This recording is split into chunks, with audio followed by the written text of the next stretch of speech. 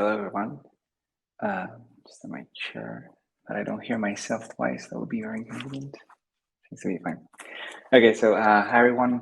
So as I was said, my name is Eduardo. So I live in Paris, from Spain, and I'm a member of the Vue.js Core Team for a long time. And today I use most of my time for the router, which I created, and Pinia nowadays, which is going to be the topic of my talk. And if you want to reach out to me, you can find me online as Pozva on Twitter or GitHub. So as I said, having said today, I want to talk to you about everything beyond state management, and Pinia in particular, because I think that we often talk about stores and we dive right away into how to use them, but we don't talk enough about what is exactly state management, and so why do we need sometimes to go beyond that, and what it is in for us. So I want to start by answering this question: why is state management exactly? Is just having a global piece of state and then a few functions using that piece of state anywhere in your code state management? And some will tell you that it is, and they wouldn't be wrong. In fact, the only missing piece to make it work with you would be adding a reactive around your state, and then everything will just work magically, as we like to say. But the thing is, state management is not really about size applications or complexity of your applications. And this is a myth that we often hear, right? We often hear people say, you should use Vuex, or you should install Vuex or whatever state management library that you want, because you know that you're going to have a big application. And this is not true. The size of the application doesn't infer if you need or not to use a state management solution. What matters is how you use the state to let you know if you need a state management solution. And then the next question will be, why would I go further? So why would I go from these bare bones state management solution with just a reactive objects and a few functions that you can use anywhere in your application to something like a store, like Pinia? And when you look at the code that you need when creating a bare bones state management solution, it's actually very, very close to the version with Pinia. So the code, first of all, cost of moving from one version to the other is very small. So when you look at the things that makes you decide if you need or not a store, there is a lot to gain for a very low cost. The first thing is server-side rendering. If you have an application that requires server-side rendering, you will have to handle how the state is serialized into the application, into the HTML page more precisely, and then how it is picked up by the application on the browser when it runs on the client side to hydrate the state from that piece of state you serialize from the server. So that's something you will need to handle. So that's one of the first reasons, and the most common reason, in my opinion, to use a server-side rendering to use a store is having to deal with server-side rendering. Then we have a centralized place to share the state with many components. So here's the deal. You can use the small piece of code I show you to centralize the store, or centralize every single piece of state of your application. Let's be real, it's not gonna scale up in a good way, right? You may end up with a file with 1,000, 2,000 lines. You're gonna end up spending more time walking through the file every time you need to do anything you want to fix a bug, anytime you want to create a new feature, etc. You're not really able to split it up and keep that centralized. So you either split it up and it's not centralized, or you just end up with an unmaintainable file, but everything is centralized. With a store, you can have both. You can split multiple files and still be able to gather everything in one place at the end. And then the most important, in my opinion, part, or the most interesting as a developer, is the developer experience you get from using a store. So when you have the state management solution, the bare bones one, you don't have hot manual replacement, or you don't have any other plugins, you don't have the DevTools allowing you to see the timeline, what happens with your store, time traveling, exporting the state, importing the state, all these things you have to implement yourself. And it's specific to your application. Whereas when you're using a library or a store, you not only have access to the tools that the library is already exposing, but you have high chances of being able to reuse what other people have developed for their own applications and their own needs. And then you have things like Flux and spies. So these things are implemented directly by, for example, Pinia. So you have some helpers that will make your life easier while testing, which is, in my opinion, always needed. Testing is not easy task and can get very frustrating. Being able to have a battle tested solution that mocks allows you to spies or stores makes for better coverage and better applications overall. And then last but not least, you have the plugins. So this also comes from the fact that you're using a library and other people are also using that library, is that you can reuse the plugins that other people might develop and also improve them to add any features you want. So now that we know all the reasons of why do you need a store, the question will be, what is exactly Pinia? What is this thing and how do we use it? So Pinia is a small object that you create with a function that you import from the package, create Pinia, and that you pass to app use like a plugin. So that small piece there is the Pinia instance that is going to hold every single state of all your stores. And you only have one per app, but it's more interesting than that because you can even share that Pinia instance across multiple applications in case you're using like some progressive enhancement. So you can have one global state management solution with Pinia that is used in multiple places of an application, or what's the name again of this thing? Micro frontend. I'm not a very big fan of that, but you can still use it if you want to. And one of the main things that makes it easy to use is that you have a centralized place where all the states are that get serialized and used when you visit your page on the client side. So in Pinia, there is a state, which is actually just a ref. And every time you instantiate or you call the use something store for the first time, Pinia is going to create that store, right? And then it's going to reuse the same store every single time. But that first time you create the store, the state is going to be added to the Pinia state, so centralized place. So that with any other state store that you create is going to create a new key on the global state for the first time, at the first time you build a store. And so this is a feature that has been in Pinia from the very beginning. That says a lot because Pinia has been out for now 2 years and a few months, and it was out before Vue 3. Actually, it was only for Vue 2 when it came out, but now it works for both Vue 2 and Vue 3, and it has come a long way because initially it was calling internal functions for the Vue DevTools V5 to be able to appear in the DevTools, which was very important for the developer experience. We had to duplicate getters, actions, and others. And we have no ways to extend the functionality through plugins. And there was only an option-based API with state, getters, and actions. And now, not only we support both Vue 2 and Vue 3, we have both an options and setup syntax that have different leverage in terms of features.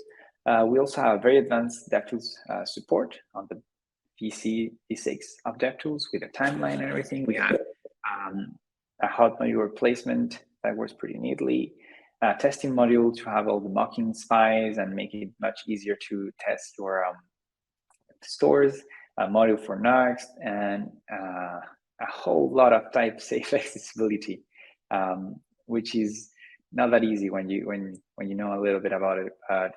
We're gonna see a little bit in the demo later on. And so if you want to compare it to, let's say you know Vuex, you have been using Vuex for some time, and you want to compare it to what Pinia is.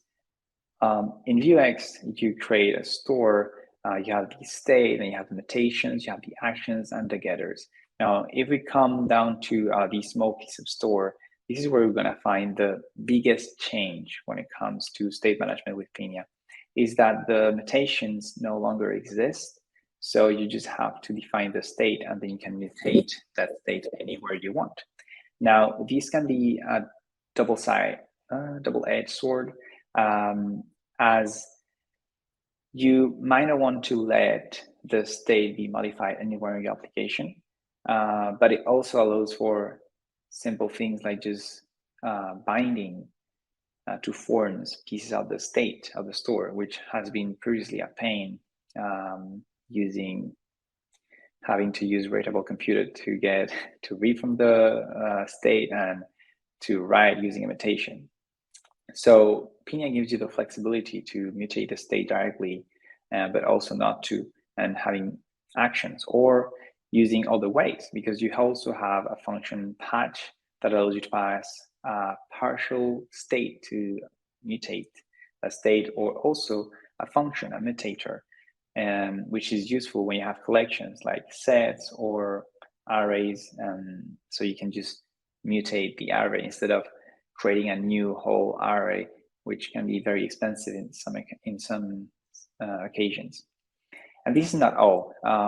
The plugins architecture in Pinia is quite advanced.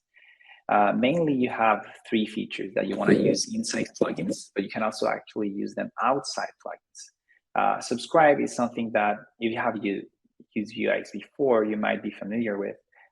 It just subscribes to any changes to the state, and it gives you access to the type of change. So is it a mutation, like a direct change? Is it a patch?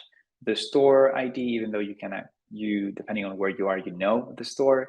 The payload, so depending on how the state was mutated, that's going to change, and the current state. So it's similar to a watcher, but it's a bit different because when it comes to patches, you can group changes together. And then you have an action, which allows you to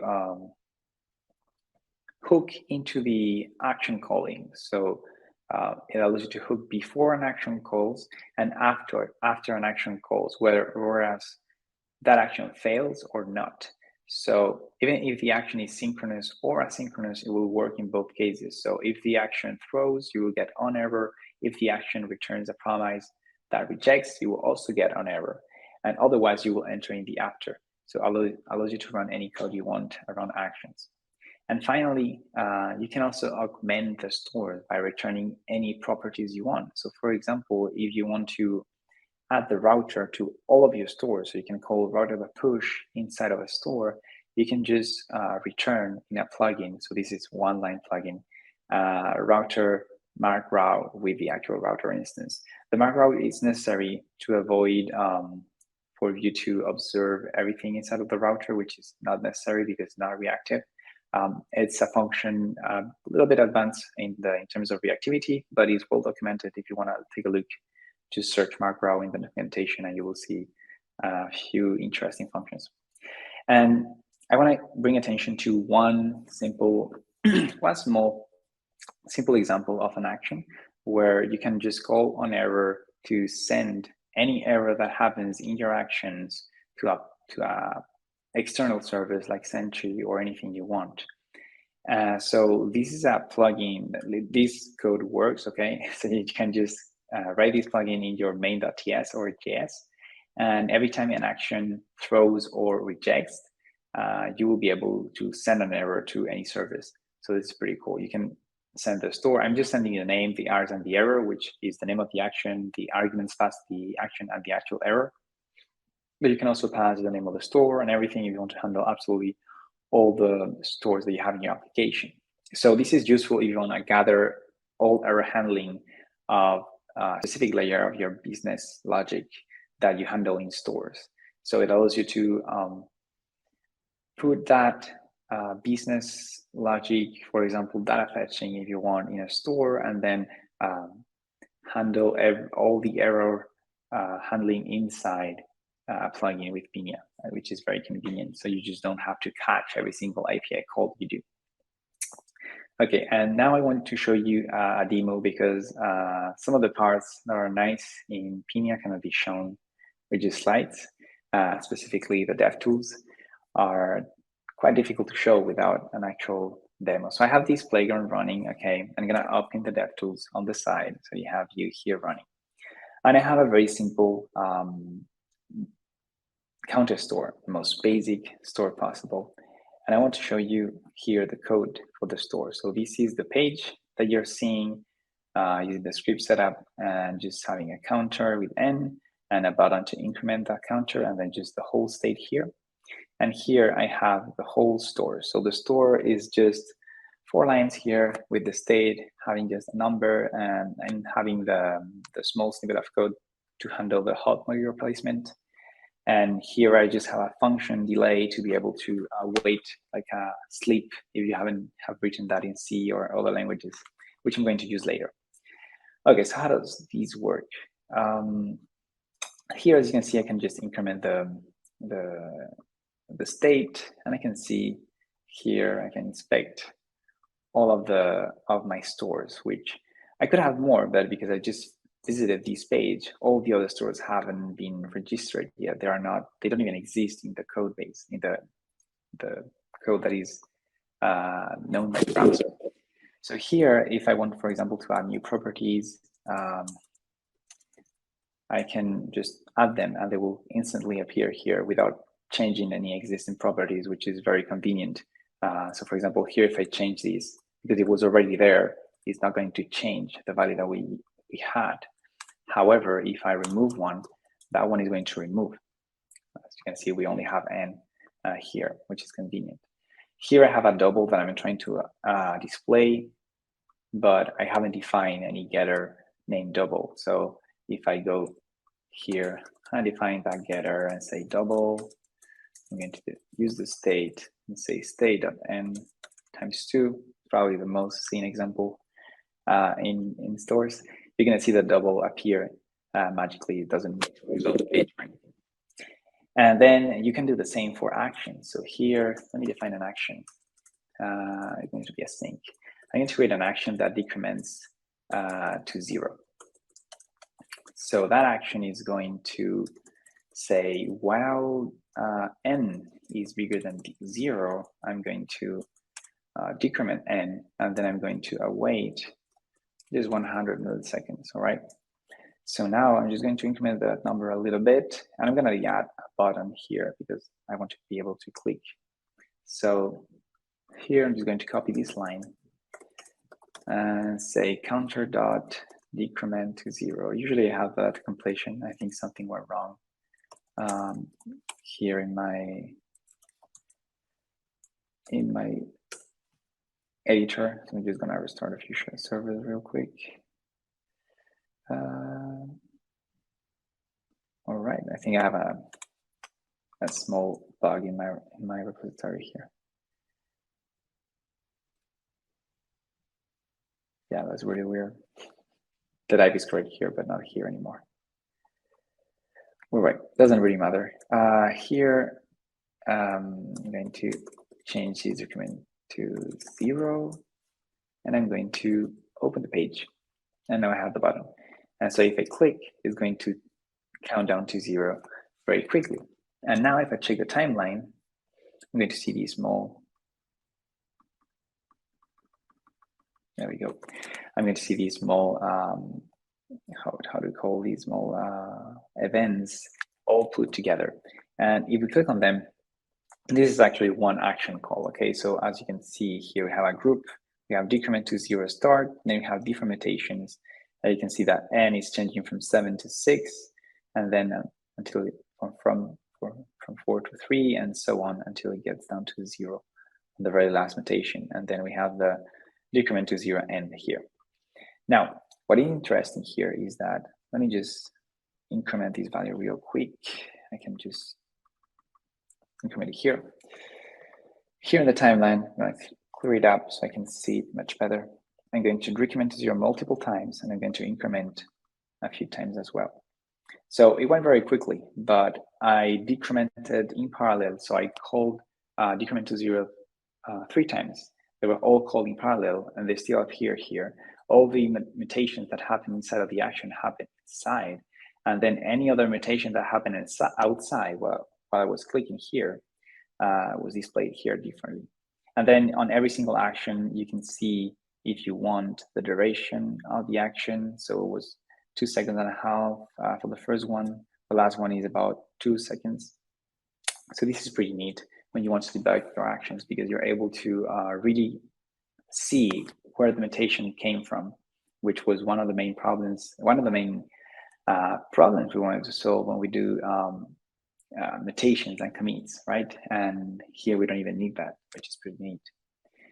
Another thing that is really nice is,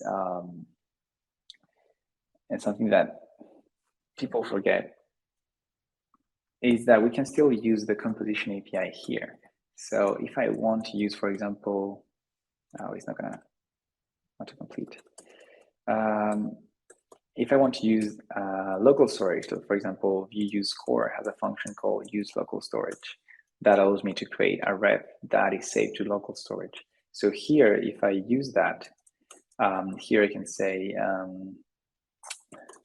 n, and then say the initial value is 0.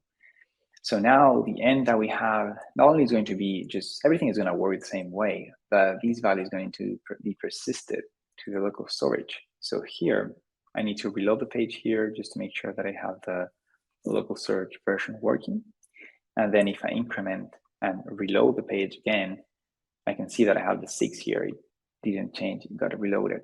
I can just go into application, local storage here, and I can see that we have the counter here. Wait, this one, if you want. The counter here it changes at the same time. And if I reload in the middle, it's gonna stop, for example, from decrementing, which is pretty neat. So this is something people usually forget, is that you can use composition functions inside of state. And plugins is also pretty neat because you can actually make them time safe. So for example, let's say we want to add an option so we want to create a plugin to persist automatically some of the state properties. So in order to do that, what we want to do is to be able to add a function here that we say persist, and then we can fill in the state that we want to add, right? So we're gonna extend the type definitions here, interface, and I define options base. And this is going to have state and store. And here I can add new options to my store. So I can say persist is going to be optional, and is going to be an array of any key from the state, all right? And just by doing this, here I'm going to be able to, oh, I think I messed up the name. Let me just, even if it's my own leave, I still forget some of the names sometimes.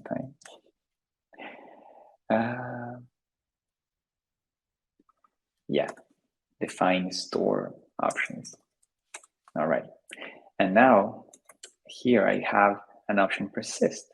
And as you can see from the type here, it automatically autocompletes on the possibilities. So here, it only knows about n. That's the only state property that we have.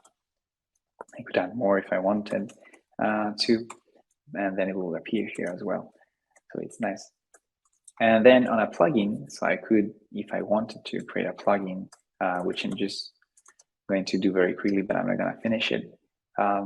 Persist plugin. Let's say we have Pinia store plugin. No, Pinia plugin context. There we go. So here I can say, for example, we have the store, we have the options and the store. So we could do something like if options dot persist. Then we can do for const key of options persist. We could say store dot state of a key use local storage, and then we just we can do store, just to invent something here, key, and then store that state key. Yeah, it's gonna complain about the type probably, but it's a string, so that should be fine. And these will allow me to create, for example, a persist option that allows me to, in any store, if I install it, of course, I haven't used it, I have to go Pinia use this plugin. But this is how easy it is to create a plugin and in Pinia and make it type safe. And you can also reference the actions, the getters with some helpers. They are all in the documentation, and it's pretty neat. So yeah, it's nice to be able to extend what we have at the store to make it even more interesting for users and cater for specific use cases. So that was everything I wanted to show you today. I just want to have a last word about the sponsors. So these are some of my sponsors. As you might or might not know, I do not work full-time on open source. So if your company uses Vue.js, the router or store, maybe consider the company making some sponsorships. I have a few nice ones in my sponsor page, so just give them a look, and thank you.